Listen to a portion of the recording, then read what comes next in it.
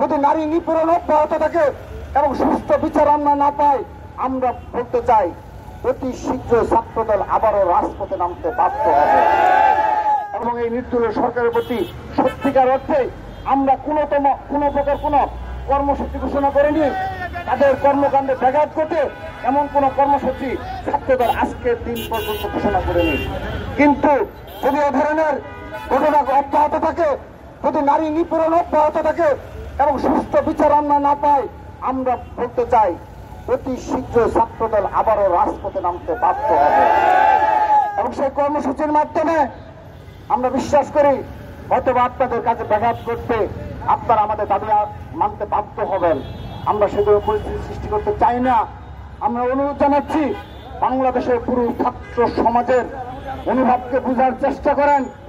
এই আসিয়ার ধর্ষণকারীদের বিচার অতি দ্রুততম সময়ে নিশ্চিত করেন।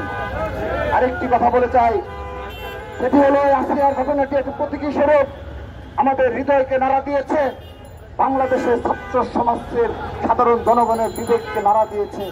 কিন্তু এই আসিয়ার মতো আমাদের হাজার হাজার বোন রয়েছে যারা প্রত্যন্ত অঞ্চলে বিগত সময়ে নির্যাতনের শিকার হয়েছে, নিপীড়নের শিকার হয়েছে, কিন্তু এই সমাজ ব্যবস্থার কারণে লোকলজ্জার ভয়ে, পরিবারের ভয়ে সেই ঘটনাগুলো আলোর মুখ দেখেনি।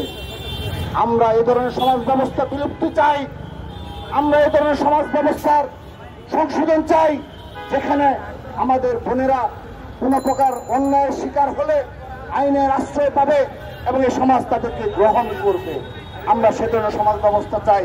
আমরা বিশ্বাস করি বিগত 15.5 বছরে যে ধরনের সমাজ ব্যবস্থা ধ্বংস হয়ে পড়েছে, যেভাবে হানাহানি বিচারহীনতার সংস্কৃতি গড়ে উঠেছে, আমরা হৃদয় থেকে বিশ্বাস করি যদি আগামীতে জনগণের ভোটে জনাব তারেক রহমানের নেতৃত্বে বাংলাদেশে কোন সরকার গঠিত হয়, আমরা ছাত্রদল সবাই বিশ্বাস করি সেই সরকার এই নারী নিপীড়ন বন্ধ করবে এবং নারীদের প্রতি সহিংসতা, ধর্ষণকে বিচার সুনিশ্চিত করবে। আমরা সেটা আশ্বস্ত করতে চাই।